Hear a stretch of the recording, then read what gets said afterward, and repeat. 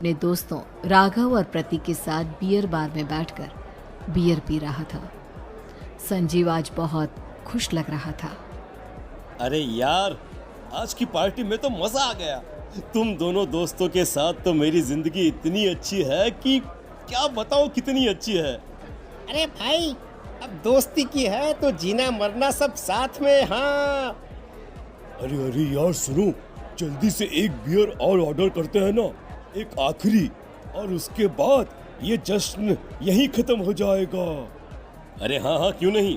Waiter, जल्दी से 2 beer की बोतल लेकर आओ।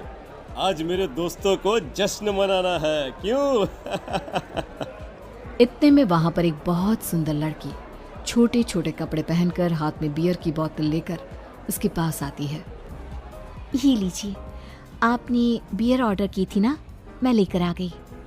क्या बात है यार, इस बार की वेटर तो बड़ी सुंदर है। अब बियर लेकर आई हो तो अपने हाथों से ही पिला दो ना। हाँ हाँ, क्यों नहीं, जैसा आप बोलोगे मैं वैसा ही करूँगी। क्या बात है यार, अब तो लगता है रोज यहीं आना पड़ेगा। उसके बाद वो लड़की उन तीनों को बियर सर्व कर देती है। पार्टी करने के बाद वो तीनों अपने अपने घर जाते हैं। प्रतीक, संजीव और राघव को उनके घर छोड़कर जैसे ही अकेला अपनी कार में आकर बैठता है तो अचानक उसे एहसास होता है जैसे उसकी कार की पीछे वाली सीट पर कोई बैठा हुआ है। वो तुरंत पीछे मुड़कर देखता है। तुम यहाँ क्या कर रही हो? और तुम मेरी कार में कब आई? अरे तुम तो बार में वेटर थी ना। बस ऐसे ही मेरा दिल कर रहा था आपके साथ आपके घर चलने का, इसलिए मैं आपके साथ चली आई। अरे लेकिन तुम मेरी कार में आई कब? अभी कुछ देर पहले तो यहाँ पर मेरे दोस्त बैठे हुए थे। प्रतीक के इतना बोलते ही उस लड़के का चेहरा खतरनाक तरीके से बदल जाता है।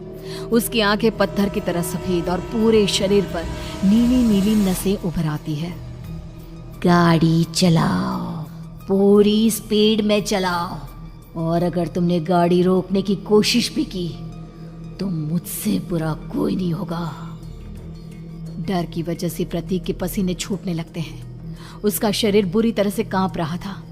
प्रतीक बिना कुछ सोचे समझे कार को फुल स्पीड से चलाना शुरू करता है। चलते चलते वो शहर से दूर एक पहाड़ी पर पहुंच जाता है और सामने अब सिर्फ पहाड़ी का किनारा दिख रहा है, जिसे देख प्रतीक घबराकर अचानक से कार को ब्रेक लगाता है। देखो देखो देखो देखो, मुझे छोड़ दो मुझे। अगर मैंने गाड़ी जरा सी भी आगे बढ़ाई तो हम दोनों नीचे गिरकर मर जाएंगे। ये तो तुम्हें पहले सोचना चाहिए था ना। अब कुछ नहीं हो सकता।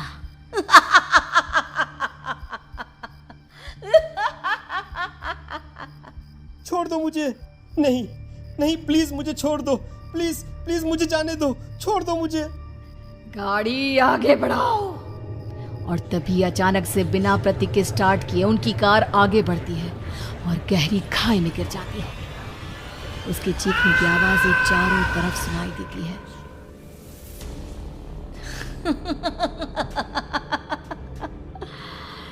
तुझे मारकर मेरे कलेजे में जल रही आग को थोड़ी शांति तो मिल गई, लेकिन अभी ये कहानी खत्म नहीं हुई। और फिर अगले दिन राघव और संजीव को पता चलता है कि प्रतीक की पहाड़ी से नीचे गिरकर मौत हो गई। अरे कल रात की तो बात है यार, हम सब बैठकर पार्टी कर रहे थे, लेकिन मेरी एक बात समझ में नहीं आ रही। राघव शहर से इतना बाहर उस पहाड़ी पर इतनी रात को क्या करने गया था? अरे यार, वही सोचकर तो मैं भी परेशान हूँ।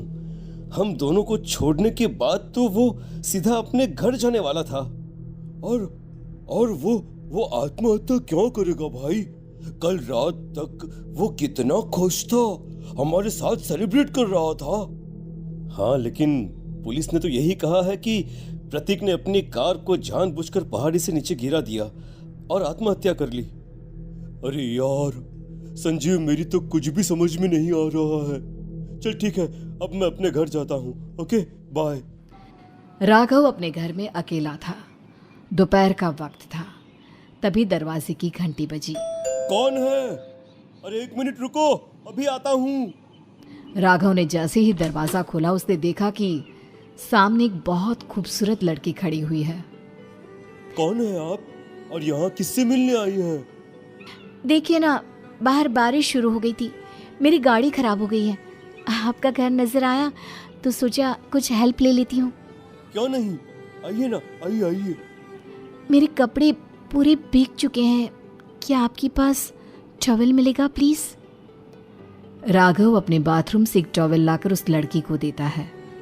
थैंक यू सो मच, अब मैं चलती हूँ। अरे इतनी क्या जल्दी है? आप चाहे तो बारिश रुकने तक यहाँ पर रुक सकती हैं। हाँ। लड़की ने पलटकर राघव की तरफ देखा। नहीं, मुझे जाना होगा, मेरा काम बाकी है।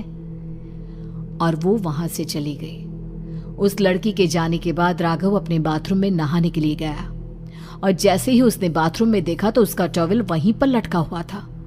उसने टॉवल हाथ में लिया तो देखा कि उसका पूरा टॉवल खून के धब्बों से सना हुआ है।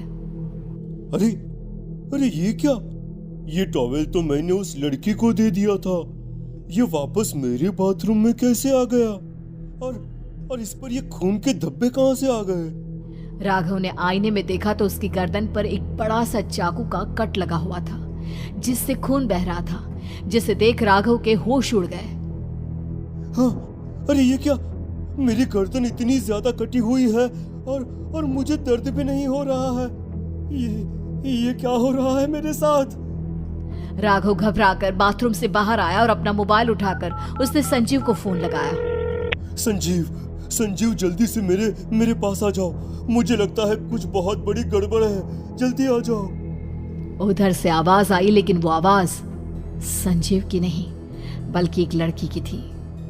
कुछ अजीब नहीं हुआ है, बस तुम्हारी मौत तुमसे मिलने आई थी और तुम्हें मारकर चली गई। अब तुम इस दुनिया का हिस्सा नहीं हो राघव, इसलिए तुम्हें अपनी गर्दन के कटने का दर्द भी महसूस नहीं हो रहा।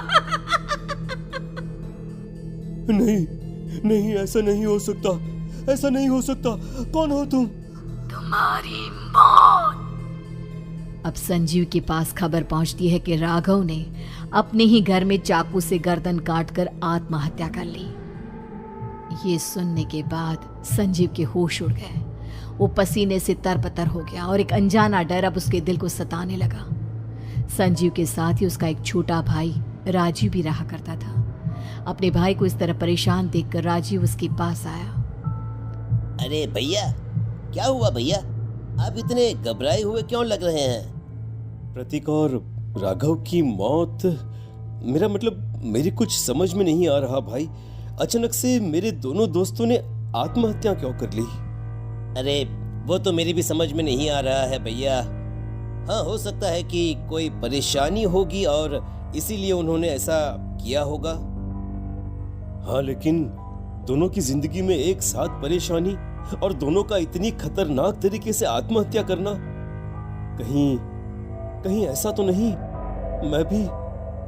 मैं भी मर जाऊंगा? अरे आप ऐसी बातें क्यों कर रहे हैं भैया? वैसे ही मैं इतना परेशान हूँ। जब से अंजलि ने मेरा साथ छोड़ा है तब से सब कुछ बहुत अजीब सा हो गया है। रोज रात को डरावने सपने आते हैं। ऐसा लगता है जैसे अंजलि बार बार मेरे सपनों में आकर मुझे डराने की कोशिश करती है। अंजलि का नाम सुनते ही संजीव की आंखें फट गई और उसके गले में आवाज अटक गई। उसके चेहरे पर घबराहट साफ नजर आ रही थी। कौन थी वो लड़की जिसने प्रतीक और राघव को आत्महत्या की आड़ में मौत की घाट उतार दिया? और कौन थी अंजलि जो बार बार राजीव के सपनों में आकर उसे डरा रही थी? अंजलि का नाम सुनकर संजीव इतना घबरा क्यों गया? इन सवालों के जवाब जानने के लिए देखिए इस खतरनाक कहानी का अगला भाग।